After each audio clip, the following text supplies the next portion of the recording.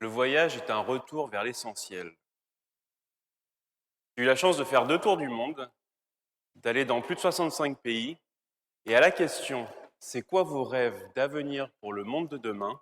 j'ai toujours eu cette même réponse, quelles que soient les croyances. Un monde plus juste, plus solidaire, plus humain, plus harmonieux. Alors ici, c'était ça, notre rêve universel. Le rêve de l'humanité dans son intégralité qui puisse faire l'unanimité. Pour la première fois de son histoire, l'humanité est enfin réunie et elle a mûri. Elle peut prendre conscience de son passé et regarder d'un même œil son futur en se disant que si l'histoire se répète, peut-être pas la planète, et qu'on n'est pas encore seul sur Mars, mais ensemble sur Terre. Alors on fait quoi? On fait quoi ensemble? On fait quoi ensemble maintenant? Parce qu'on est face à notre destin. On est face à un réel changement de civilisation, disait Edgar Morin, où on est à l'aube d'une possible crise financière, sociétale, écologique, religieuse, où le progrès, sur fond de néolibéralisme ultracapitaliste, transhumaniste et populiste, ne rime plus à grand-chose, et où toute une génération est au bord du burn-out, et où on a quasiment réussi à tout dématérialiser, sauf le bonheur. Alors j'aimerais qu'on fasse une pause pour oser proposer autre chose, et oser proposer la métamorphose du cosmos en osmose. Pas pour changer le cours de bourse, mais pour changer le cours de l'histoire. Et qu'on passe de l'histoire au futur, de la modernité à la fraternité, avec un autre scénario qui puisse célébrer la vie, englober l'humanité dans un projet commun, un avenir qui donne envie. J'ai envie de mettre le cap sur l'harmonie. Alors moi, je suis un poète, un homme de lettres, en 2 mots, un chief poetic officer. J'ai fondé une Odyssée humaine, la plume du futur. Et ça fait 10 ans que j'ai un mot préféré, et c'est le mot harmonie. J'ai rencontré un moment donné de ma vie où je n'avais pas forcément besoin de mettre de l'ordre dans ma vie, mais de l'harmonie.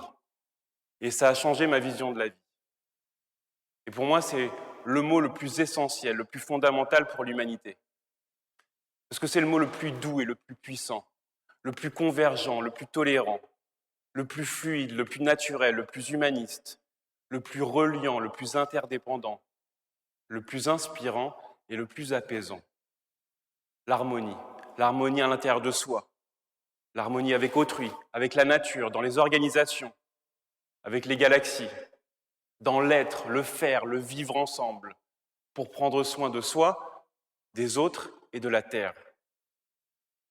Même quand on décompose le mot, ça donne l'humanité, ça donne l'humain en amour qui rêve d'un monde en osmose avec le nous dans l'invisible des étoiles. Et là, je me sens déjà mieux. Je ne sais pas vous, mais je trouve ça un peu plus apaisant. En fin de compte, l'harmonie, c'est la musique de la vie. En grec ancien, d'ailleurs, ça veut dire union, agrément, unité, accord. Donc c'est le fait de trouver un accord ensemble. Et j'ai essayé de regarder s'il y avait d'autres mots plus essentiels, plus importants pour le monde de demain. La vérité, oui, mais il y a 7 milliards de réalités. L'amour, oui, mais il y a cette part d'instabilité, si ce n'est l'amour inconditionnel, universel.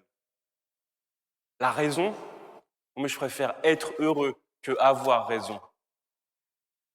Dieu, oui, mais avec les guerres de religion, peut-être alors dans ce cas-là le divin à l'intérieur de chacun d'entre nous. L'humanité, oui, mais les autres espèces vivantes. La vie, oui, mais dans le respect des libertés, d'autrui, des équilibres, donc c'est inclus dans le mot harmonie. Pour moi, c'est le compromis, c'est le dénominateur commun. Et donc, l'harmonie est un ou le maître mot-clé de vie pour l'avenir.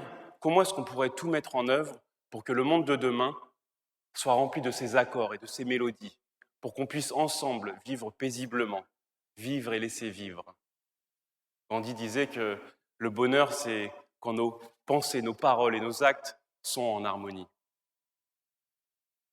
Et d'ailleurs, Et si c'était ça, le point G de l'humanité, l'harmonie, le point génial de l'humanité, ce point d'équilibre, ce cinquième élément, ce moment où les planètes sont alignées, la synthèse de tout, cet accord qui donne le là du champ de tous les possibles,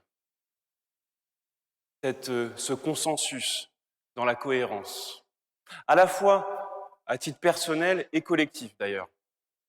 Personnel parce que c'est comme ça qu'on peut potentiellement connecter les dons de son profil, ses talents, ses vertus, ses forces, pour ensuite trouver sa voie et trouver sa place à l'intérieur du puzzle de l'humanité. Et aussi pour que l'humanité puisse, elle, passer de son statut ou sa nature originelle d'animal social, guidé par la loi du plus fort, à son essence profonde d'être de conscience dans l'art de vivre ensemble. Pour moi, c'est ça ce point d'équilibre qui puisse satisfaire tout le monde, pour que le bonheur des uns puisse faire aussi le bonheur des autres. Et que chacun, on puisse faire notre part de colibri. Vous connaissez cette légende amérindienne qui est pour moi la meilleure métaphore de ce siècle, où un petit colibri, avec ses 3 petites gouttes, essaye d'éteindre l'incendie en disant « je fais ma part ». Parce qu'on se pose tous à peu près cette question-là. Et souvent laissée sans réponse d'ailleurs. Moi plus le monde égale quelle est ma vraie fonction? Nous plus la terre égale quelle est ma raison d'être? Et dans ce cas-là, ce serait pas ça la voie médiane, la voie du juste milieu, ou une voie accessible à tous, qui soit pas radicale, mais avec un petit sacrifice de chacun qui puisse donner un bénéfice global plus important. C'est comme vous savez, cette fable de La Fontaine, la cigale et la fourmi. Pourquoi est-ce qu'on serait obligé de choisir entre une cigale qui danse tout l'été et une fourmi qui va travailler pour préparer ses vivres pour l'hiver? Pourquoi est-ce qu'on ne pourrait pas être les deux en même temps? C'est-à-dire vivre pleinement le présent tout en préparant l'avenir. Comment est-ce qu'on pourrait contribuer à l'humanité tout en se réalisant en même temps? C'est ça le compromis. Comme la notion d'utopie, par exemple. On dit que c'est quelque chose d'irréalisable. Non, Victor Hugo disait que l'utopie, c'est la vérité de demain. Moi, j'aime à dire que l'utopie, c'est un possible à venir, pas un possible à venir. Parce que tout part du rêve. Alors octroyons-nous le droit de rêver et d'imaginer notre futur. C'est pour ça que, autant j'adore la démocratie française, le triptyque liberté, égalité, fraternité, le drapeau bleu, blanc, rouge, l'hymne de la Marseillaise, mais je préfère militer pour une république de l'harmonie, avec un triptyque politique, poétique, pôle éthique, un drapeau arc-en-ciel couleur Éden, un hymne de la citoyenne, allons enfants de l'harmonie, le jour de joie est arrivé aux âmes citoyens. Je veux pas un business model, je veux une entreprise modèle. Je veux pas mesurer le taux de croissance économique, mais le taux de conscience écologique. Je veux pas un business plan avec des indicateurs de performance, je veux un bien-être plan avec des indicateurs de bienveillance. Je veux pas un produit intérieur brutal, je veux un bonheur intérieur brut. Je veux pas un progrès, je veux un projet commun. Je veux pas une survie, je veux une vie. Je veux pas une économie virtuelle, mais une économie vertuelle. Avec un certain degré, oui, d'éveil spirituel. Parce qu'il faudra d'abord se changer soi pour ensuite pouvoir prétendre changer le monde et incarner ce que l'on dit et ce que l'on vit. Et pas en théorie, mais en notre âme et conscience. Être libre sans ego. Et alors, pourquoi pas? Soyons étincelants et réalisons tous les possibles. On dit souvent que l'important, c'est pas la chute, mais l'atterrissage. Moi, je pense que l'important, c'est pas la lune, mais le métissage. Donc oui, il est temps d'écrire demain et d'imaginer un nouveau récit pour le futur. Et pour ça, j'aimerais invoquer le ou la poétique, pour dessiner un cap, dans un coup d'état d'âme poétique, une coécriture de notre avenir politique. Moi, je suis un enfant du monde, un jeune de l'univers. Et je me suis donné comme mission de contribuer à repoétiser la société et de réenchanter l'avenir. Et c'est ça ma part en tant que poète. Une petite rime pour l'homme, un avenir poétique pour l'humanité. Ô capitaine, mon capitaine, gardons le cap si l'on s'aime, pour transcender le système avec un je t'aime. La poésie, pour moi, c'est un élan d'optimisme vers l'avenir. C'est un voyage spatio-temporel dans l'inconnu, dans l'au-delà. C'est une symphonie humaniste des mélodies de nos vies. C'est un art imaginaire visionnaire.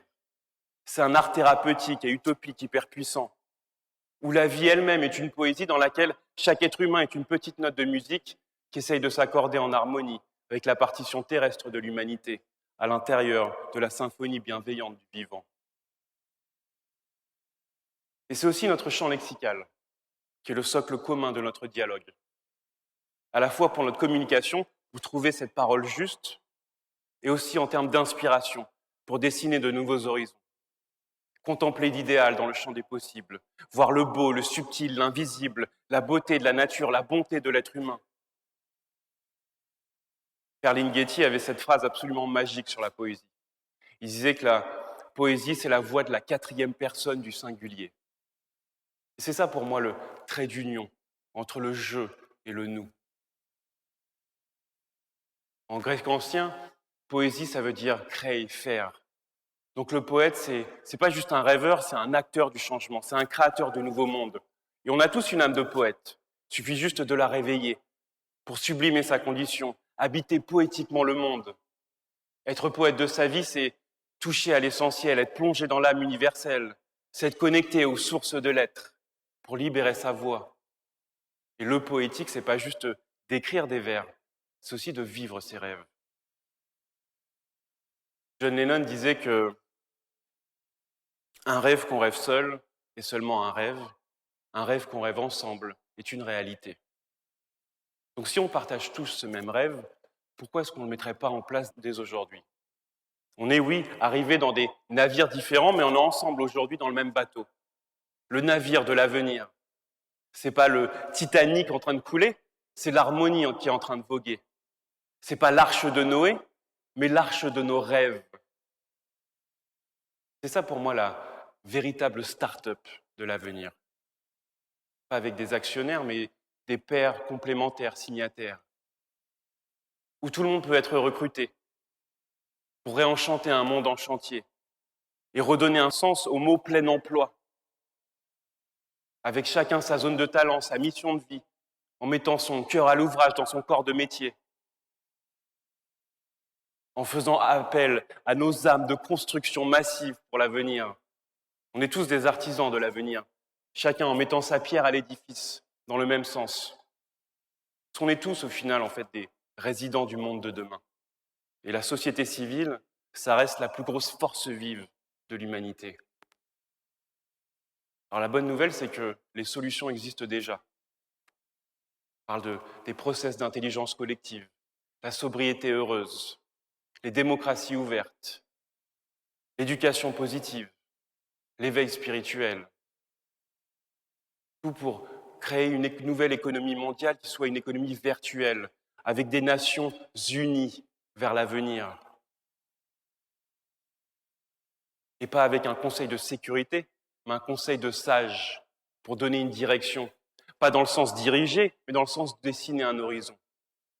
C'est ça pour moi le véritable génie humain au service de l'avenir. Cette langue universelle, ce compromis, ce win-win pour créer une société humaine où il fait bon vivre.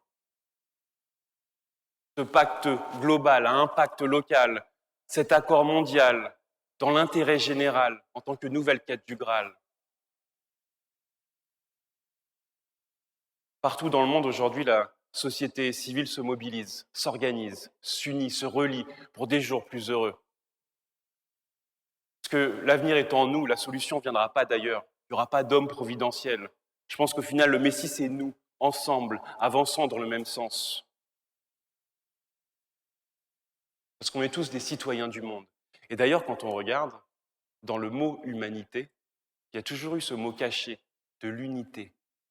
Il suffit juste de lire entre les rimes. Pour finir, Sachez que rien n'arrête un rêve dont la passion a germé. Ce n'est pas les acteurs ou les rêveurs qui changent le monde, c'est les deux ensemble, les passionnés, ceux qui ont l'audace, la détermination, la persévérance de créer leur propre chemin durable. Et si on partage tous cette passion commune pour la vie et pour l'avenir, plus rien ne nous ou ne l'arrêtera. Donc oui, il est aide. Il est temps d'embrasser notre destin commun sur un chemin humain. On est tous des rédacteurs du changement, dans l'avenir avec un grand A. Donc soyez des rebelles qui donnez vie à vos rêves, en libérant le Mozart ou le Brevard qui sommeille en vous dans l'étincelle de vos prunelles, avec votre part de bonté, d'humanité et de colibri au service de l'avenir. Et soyons cette génération H, cette génération de l'harmonie, de l'hymne de l'humain, des horizons de l'harmonie, celle qui a dit oui à la vie, oui à l'avenir, oui à l'utopie. Parce que bien sûr, tout est possible. Et l'être humain est bien plus magique qu'on ne l'imagine. Au final, même si la vie ne vaut rien, rien ne vaut la vie. Et j'ai ressenti ce miracle de la vie le jour où je suis devenu père. Parce que j'ai vu comment l'amour se transmettait de génération en génération à l'infini. C'est pour ça que j'ai la foi en l'être humain et en l'avenir. Ma femme et ma fille aujourd'hui sont les deux plus belles poésies de ma vie. Donc grandissons en humanité et épousons la condition humaine. Même si l'humanité, on ne lui demande pas sa main, on lui offre deux mains. Cette poésie, je la dédie à l'arc-en-ciel que colorie la grâce de chaque être humain. Car l'avenir réside dans l'harmonie d'une partition à 15 milliards de mains. On change le monde avec des si, mais surtout avec des je t'aime, t'aime, t'aime. Regardez, j'ai mis de l'amour dans un pot et ça a fait un pot M, M, M. Donc prenons ce soir une belle photo de famille humaine, men, men. Parce qu'on n'a que l'amour, disait Jacques Brel. La vie est belle, belle, belle. Et peut-être que tout cela n'était pas un rêve, mais juste le futur, jardin d'Éden, den, den. Cherchez l'harmonie et vous trouverez le bonheur dans vos vies. Cherchons l'harmonie et on trouvera le paradis ici. Merci, bon voyage vers l'avenir.